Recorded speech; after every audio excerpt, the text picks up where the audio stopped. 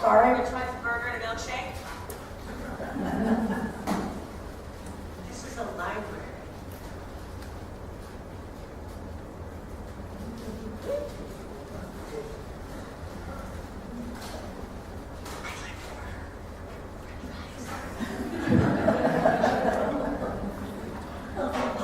I'd like to order French fries, a burger, and a milkshake. This is a library.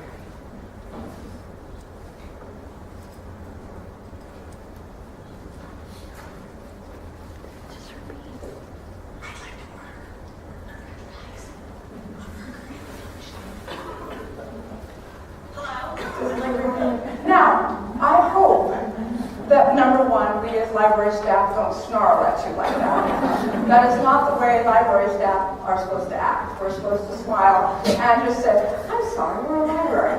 But you know, our library can say, I'm sorry, we don't have book for lunch today. Well, we're not having National Library Day week this week, but you know, if you come such and such a date, you can have lunch with us. And so, there's a little humor for you. I have one more piece of humor. I was going to show you two, but let's see if I can find it now. This one is about the new tablets. Some of you may have seen it, but it's about a daughter and a father. And the daughter is helping the father with getting an iPad, okay? We might have to show it over twice because you have to make it big. These are wonderful books. It's German.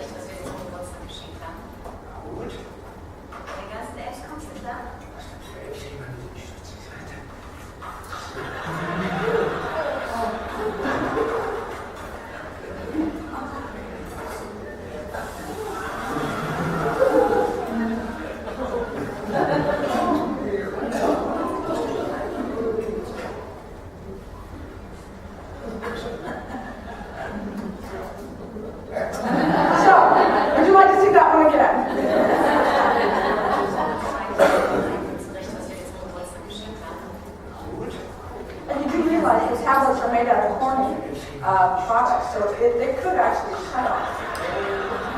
This corning is like corning burn.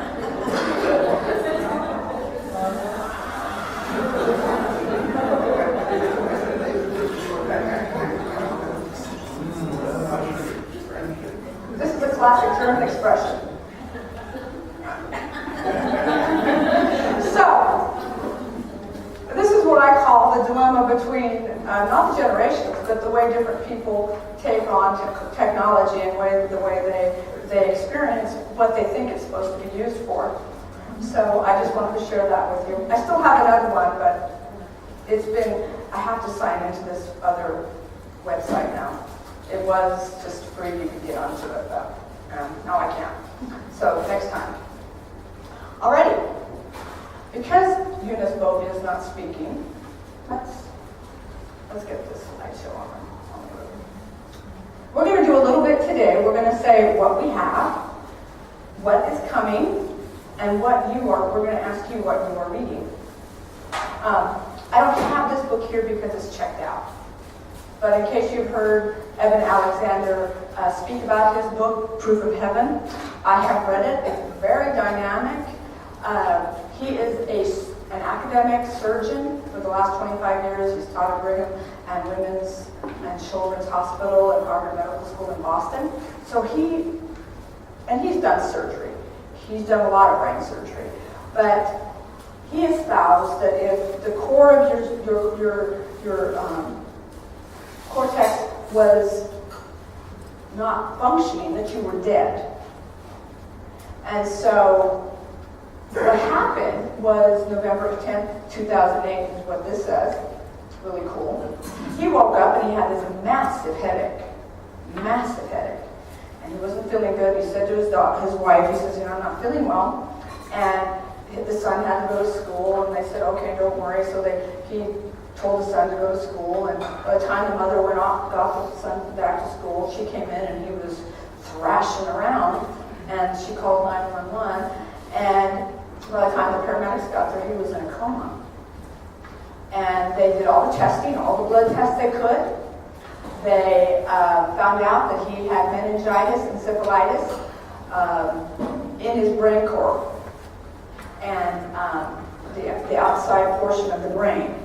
makes the functioning happen. And so he is summarily put on machines to breathe and to have his heart beat. I mean, he's basically being kept alive on machines. However, the problem is that everybody says he's dead. There's no function. So what they're doing is they're going to start him on antibiotics, a huge amount of antibiotics, and just pump his body with antibiotics. And for 15 days, he is literally in a coma, literally non-responsive. The only thing that's happening is he's thrashing because of the pain that he's in. And they know he's got no function in his brain. And while this is happening, people are praying for him. Doctors are, they're contacting doctors all over the world. And he's going through this metamorphosis within that nobody knows about. And he literally, when you pick up the book, he reads about that he was fully aware of everything in his circumstance. He knew what was going on, but he knew in the spiritual realm, it was a spiritual dimension that he was in. And he started to, you'd almost say out-of-body experience, but if we are a spirit-minded soul, then his spirit is having this experience where it's going through, he says, it's like going through layers of mud and ooze and bleh. It's like his whole spirit, his whole body is going through this muddy, dark, yucky experience, and then he comes into the light.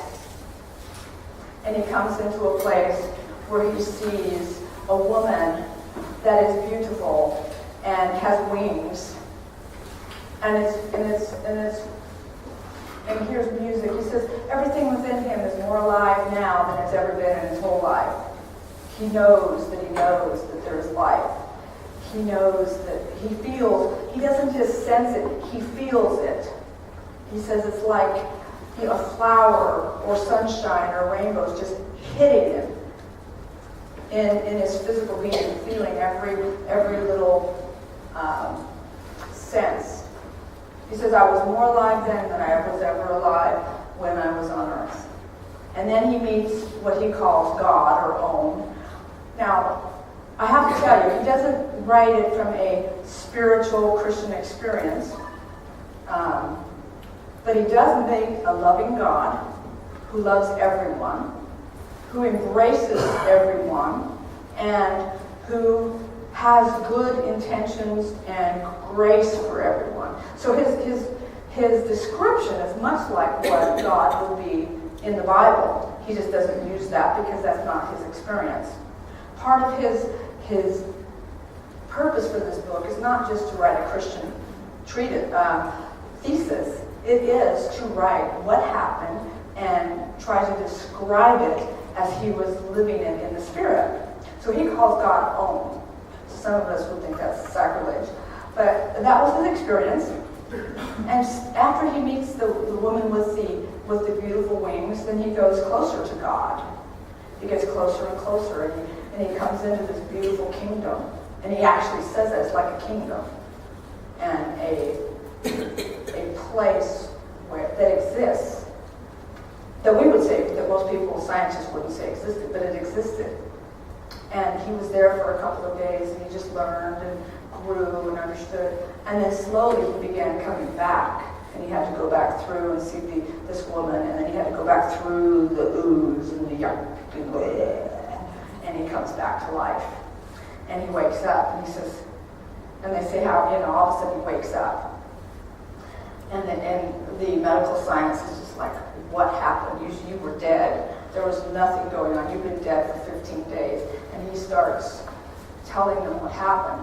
And when you first come out of a coma, he tells you that you have all these kind of hallucinations because of the drugs they've had you on and some of the experiences. But once he got through that, everything began to just come back into order. And he said, I'd like to write about this. Now, at the end of the book, he doesn't talk. He talks, and through the book, he gives credit to his minister, his family minister, and he was a person who didn't believe in God. He was kind of an agnostic. His father family had been working in a Christian seminary or university, and so he had kind of gone off to the road. He didn't even know if God and spiritual things existed, and he was pretty much an agnostic. So for him to have this experience was pretty jarring. And when he came back out, he said, I must tell people. I must explain what happened. And so he begins to chronicle what happened to him and explain it. And at the end of the book, he says, the only time I can get back into that experience is when I do some meditation and I get at a certain level of hearing and voice, and I think, okay, we're going into this meditation thing over here, and that's his experience. But I got to thinking, for those who aren't just into meditation, that's the same thing as prayer. That's the same thing as when you fast and you pray. What happens is you reduce your body function to a level where you're more sensitive in the spirit. And so he says it one way. I can see it both ways. Some people might be insulted by it, not like it. But for me, it says, hey guys, somebody out there is saying there's a greater existence than just us and dirt. And I think that's something that science needs to really recognize, that there is science, and then there's the real, and the natural, and then there's the spiritual. And this book, I believe, has a lot to say about that. So you will enjoy it. You will enjoy its experiences. And if you've had experiences where you've sensed God's love, and you've had spiritual experiences, you probably can recognize some of that within you. I was challenged by it and still continue to be. And another book like that is The Boy Who Came Back from Heaven. And this is not the book Heaven is for Real. This is another book, and this boy, actually, his father and he had an accident. He saw in the accident, while he was on the ground, he saw his father fly out, an angel pick up his father and put him in the ambulance. Meanwhile, his brain stem was disconnected from his neck and his back, and he was declared dead. Now, he didn't have the brain cortex destroyed, but he came back and he told about what he sensed and what he saw in heaven. And so if you're interested in heaven, I'll give you two things. This one, The Boy Who Came Back from Heaven, and then Proof of Heaven. There's a new woman who has something out, and I couldn't find it this morning. I saw her on TV, and she was talking about her experience. So it'll probably be a big seller, and it'll come out pretty soon. So that's my first thing I want to tell you about. Okay, let's go on. Let me tell you what we have. The book club is reading Unbroken, and this is a World War II story of survival, resilience, and redemption. It's about a gentleman who crashes in the ocean and how he's out there for days on end. Oops, sorry, Nancy. See, I took this off, Nancy. It was an interlibrary loan book, and so I took this off, and she hates it when we do that. Anyway, this is a very good book. This is a brand new book. It is a National Book Award finalist. It's called The Yellow Birds. And Kevin Powers was in the Army in 2004 and 5 in Iraq. And he talks about, this is how he starts it. The war tried to kill us in the spring. As grass green, the plains of Nineveh and the weather warm, we patrolled the low, slung hills beyond the cities and the town. Then in summer, the war tried to kill us as the heat blanched all the color from the plains.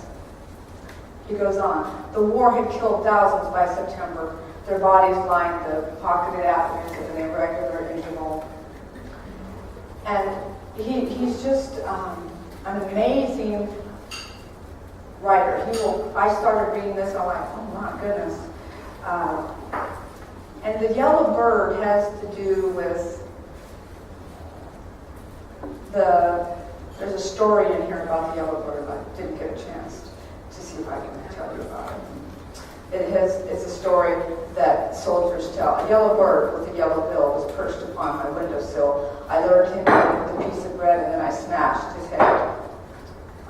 I left out a word. Anyway, creative way.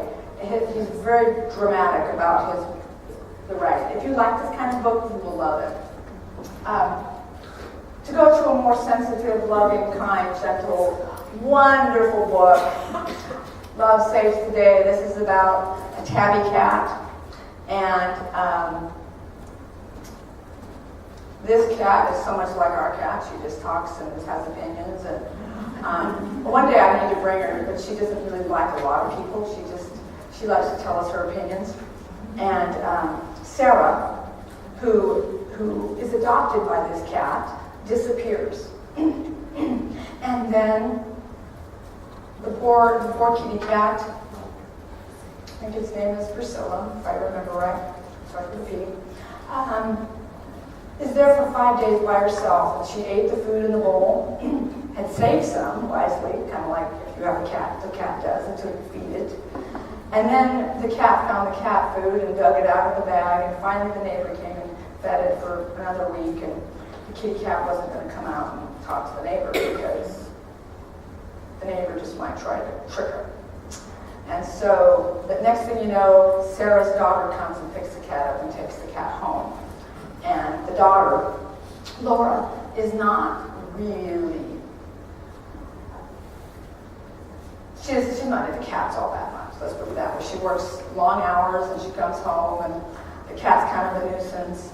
But the cat begins to grow on her and they develop a relationship, and the cat helps Laura mend her feelings and her emotions about her relationship with the mother. So it's a really good book. It's very heartwarming. It's kind of like, what was it, the cat book in the library? Anyway, I don't remember the name. It was a cute book. This book, if you're into nutrition, and I love this book. I just have been reading it. In fact, I don't buy very many books because I don't want to buy books because I have a library upstairs. But I bought this book. It's called The Thyroid Solution. The thing about it is, it's not just about thyroid, it's about hormones, it's about sleeping, it's about why you crave certain foods at certain times. And he shows you in the book how if you eat certain things at night, it causes problems with your growth hormones and the other hormones in your body, which then, if you have too few growth hormones, you might want to eat too much, or if you eat too many sugars or fruits at night, you will not sleep well, which means your hormones don't lower, and then you don't lose your weight. There's certain hormones that make you lose weight. So it's not just about thyroid, it's all about, what happens when you're sleeping. I think you probably should have called it, what happens when you sleep, really. Because it is phenomenal, and then it gives you a diet, which I hate diets, because once you start a diet, then you're always focused on this diet. So what I try to do is take the information and then adapt it to my life. So I haven't finished it yet, but when I take this home, I'm going to mark it up. That is something that you may be interested in. Okay, tell me, who wants to tell me what book they're reading? Before I go on and bore you to tears. I know we have a book here that's a bestseller. Darlene. It's Alex Cross. By James Patterson. Would you like to hold it up for us? I just picked it up today. She hasn't read it yet, so she can't tell us anything about it. Okay. A mystery. Yes. And if you know anything about Alex Cross or about Patterson, you will love it. Who else is reading your book? I just finished Mrs. Lincoln's Dressmaker. Did you like that? Good. Let me see if I can find that. Hold on just a second. I'm going to show you the book. We're going to use Amazon. Isn't this fun? Okay, come on, there we are, books. If you don't use Amazon, Mrs. Lincoln's, there you go. So there is the book, Mrs. Lincoln's Dressmaker. Tell me about it. Well, the dressmaker is a black lady, and she's an excellent seamstress. Well, word spreads around about her being such a good seamstress, so Mrs. Lincoln calls upon her if she would make her a dress, and so she goes. She wasn't sure about going to the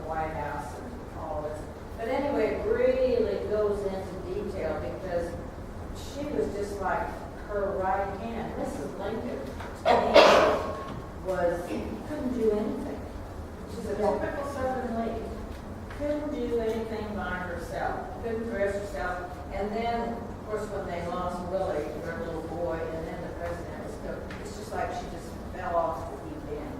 And she spent money, and she was always bought fabric, so Elizabeth was her name, could make her more clothes, and Excellent.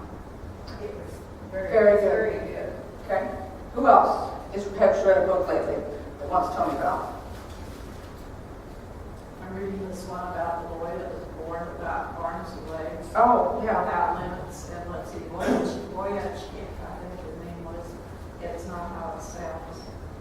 Let's see if that comes up. There it is. I love Amazon. Anyone else? I know Chris over here wanted to know about fishing, and I said we do have a book in the library that's for fly fishing, and my niece, her father is a fly fisherman in Colorado and has been fishing, so I told him about that. Anyone else reading? I know there's lots of you reading, that's why you're here. I'm finishing up Washington D.C. Lost, I think was the Washington Nancy, and I am a sucker for the built environment, and the history of buildings and what used to be in places and why they structured cities that way and so forth. And one of the days I'll bring it back. But I do want to share one little tidbit that out of that, I can't remember the particular name of the building, but it was at one point where the White House and Capitol had been built, White House had been burned following, what was that, War of 1812. And so they have this building they quickly constructed, and the House of Representatives met on one floor, the Senate met on the other floor. And this is the same building later on served as a prison where the conspirators of the Lincoln's assassination were hung. Oh, wow. Same building. But one other interesting tidbit was that for the president's inauguration, the House and Senate couldn't agree on which floor he would be inaugurated. Hence, they had the inauguration outside, and that's a tradition we've continued since. Very good. Thank you. Anyone else thought of anything? I have one that I just saw that one of our book clubs read it, and I loved it.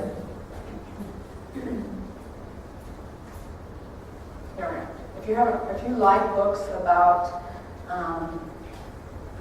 people's lives, this one is called The Dressmaker of Kara Khan, and it's about, this is even before 9/11 when the Taliban bombed us, but this was 5 to 10 years before when the Taliban came into Afghanistan, and how there's a family, and the father leaves, the brother's sent overseas, the mother and father go north, and the girls, the daughters, are left in the house to keep the home, to survive by themselves.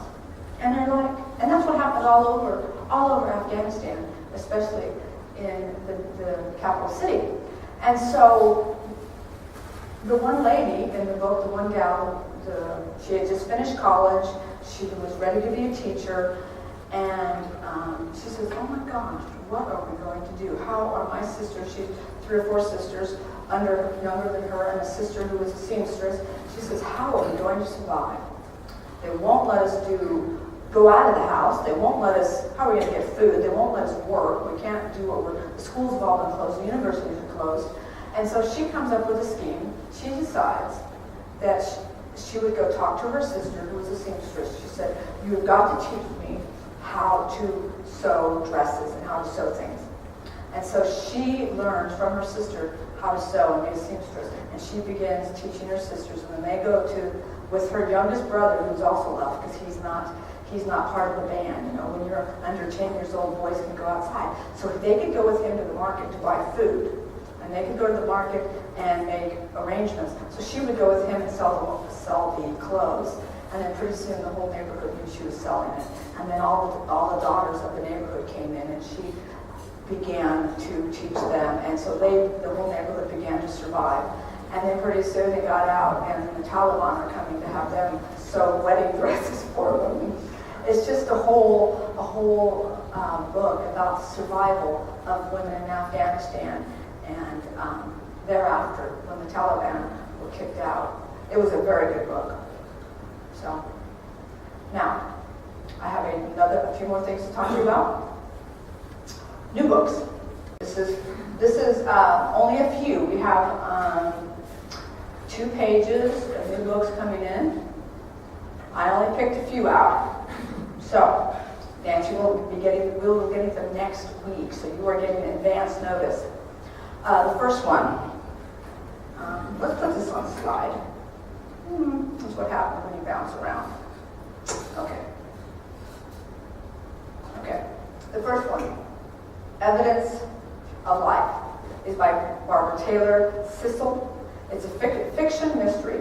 Abby stays home as Lindsay, her daughter, and son-in-law go camping for the weekend. All of a sudden, the flash flood hits. They are declared dead. She's devastated, and yet she says they are not dead. They can't be dead. She will not listen, and she begins to investigate. And finally, Abby realizes that lies have been replaced by truth, and she has, or vice versa, let's say, lies have been told, let's say that, okay? And she has found out what really happened. So she is finding evidence of life for her daughter. Damascus Countdown, and if you like Joel Rosenberg, you will, okay. If you like Joel Rosenberg, you will like this number 3 book. This is Iran is bombed, taking out nuclear sites. The U.S. and Israel have words. And then the CIA operative David Shirazi finds out that there are still 2 nuclear warheads in Iran.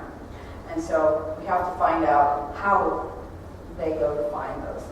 He writes very, very, very action-packed books. The next one, Amity and Sorrow. This is a fiction. It's by Peggy Riley. It almost sounds like it could be real, and maybe it was written from that kind of point of view. Mother and 2 daughters are running for their lives. They're not only running from their father and husband, but a polygamous lifestyle. Father's abusive, they live in a polygamous compound, and they have run away. However, they wreck their car and are befriended by the local farmer, who is a recent widow. He graciously takes them in, and the farmers and their lives begin to be intertwined. It's said to be both beautiful in writing and terrifying at times. So it may not be just an easy read. It'll have some mystery in it. It'll have some action in it. And then Riley is an award-winning author in England, so it'll be a very good book. It's been touted quite heavily. It probably would be very interesting. Z. This is a novel, and it's about Zelda Fitzgerald. It's written by Teresa Ann Fowler. She's a Zelda Sire is a Southern belle. She meets F. Scott Fitzgerald. He's a nobody from the North. Her parents are not happy. He finally writes his first book. This is called This Side of Paradise. The book is scandalous, but it's selling well and he's getting very popular. So Zelda goes north to marry him against her parents' will. Everyone wants to meet him, of course. She's at his side, and she begins to adapt to the new way of dressing and grooming and traveling with him. The jazz band era is beginning and things are changing for them fast. And this is what the story is about, is how their lives change in the midst of all of these pressures and what happens in the jazz band era and the fame. So that will be a very good book. But it is considered fiction. It's not really, I didn't see it as a nonfiction book, so don't think that that's a true story. They may have taken some things from it. Okay, this one, Defiant Bride, nonfiction, is by Nancy Rubin Stewart. It's history, and it talks about 2 Revolutionary era teenagers who defy their loyalist families to marry radical patriots. I don't know if you, I guess depends on what you call a patriot, but if you're on one side, that the other side doesn't think you're a patriot, of course, and if you're on the other side, then that side doesn't think you're a patriot. So there are differences of opinion in this book. Peggy Shipman, one of the young ladies, is the celebrated blonde belle of Philadelphia. She marries an American hero named Benedict Arnold in 1979. You know about him. So it's all about her relationship and what happens in her life, in his life. And then Lucy Flecker, spelled with an F-L, Flecker. She is a spirited and voluptuous brunette who in 1774 married a poor Boston bookbinder simply for love. I guess that was probably unusual for some classes of people. His name is Henry Knox, and he later became the general in the American Revolution. So Lucy stays with Mrs. Washington, Martha Washington, in the camps, since her husband is in the military, and that's quite treacherous. So if you like that kind of history, you will enjoy this. It talks about some of the hardships she goes through. There's another author said that Nancy Rubin Stewart reveals a closer look at the lives of both spirited women, and it reveals that there was not simply a traitor or a patriot, that both had issues in their lives as they lived, which is probably true during the war era. There are always issues you have to confront. This one down here, A Higher Calling, is an incredible story of combat chivalry in the war-torn skies of World War II. Basically, one American flyer and a German ace meet in the sky 4 days before Christmas, and it's all about how they kill or don't kill themselves and each other and others at that time. And it's supposed to be an excellent book. So that one is coming out soon, next week. If you like poetry, and some of you are like rolling your eyes, I know. It's called The World Will Follow Joy by Alice Walker. It's a poetry book, the human capacity to make changes in the midst of difficult circumstances. She's challenging us through her poetry to think about ways to make changes in our lives, politically, spiritually, in our community, and she hails certain people, but it probably will be a good read. Let's see, have I done everything? Practical Paleo is a customized approach to health and whole food lifestyles by Diane Sanfilippo. And so she will tell you how to eat healthy. We try to get a whole bunch of different things, and we'll have others. Let's see what else we got here. I didn't say this. Okay, there's one called the Annals of Unsolved Crime. The picture's in my computer, but it's not up there. And it's about Edward J. Epstein, and he is writing about the Kennedy assassination, and he's got all these conspiracy theories. So it would be another one that you might want to look at. This one is by Al Gore, The Future, and we've had some real requests for horseback, and it's called The Gentle Art of Horseback Riding. So if you requested it or know somebody who did, that's coming in. We are responsive. If you tell us that you like something and we get a couple requests for it, we will try to purchase it if we have the money. Other things that are coming in is Christian Swartz, Edge of the Earth. It's a very dynamic book. If you like science fiction, Salvatore is coming in, and his is called, what's it called? Ever After, something? Yeah, those are young adults. Never. No, that's science fiction. And then Lisa Jackson, Ready to Die. And then also, I like this one. This one is How to Create a Perfect Life. What, this one? How to Create a Perfect Life. It's actually about the guy the Humanian. Yeah. Hiker lady. Okay, see The there. guy that tried to actually create it was based on his life, so it is actually on So there, now we put it in nonfiction. That's where it belongs. Sounds like fiction to me. You have to understand, she orders all the books, so she sort of knows what's coming in. I said, is there something I've forgotten? Tell me about it. Is there one that you think that I didn't mention that you want to tell us about? Okay, good. Good. Well, we have 5 minutes.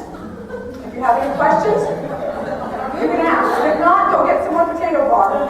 Thank you for coming, and our author will be here tomorrow. And lots of food. So, you know, stay a while, have some more food, have some more stuff. And if you've never seen this really cool, you know what this is? I get to sign up to, I want to tell you about this. I get to sign up to this little thing called Symboloo, and then all the places that I like to visit that I use for my work, I make those little tiles, and then it automatically goes there. Isn't that really cool? Isn't that just great?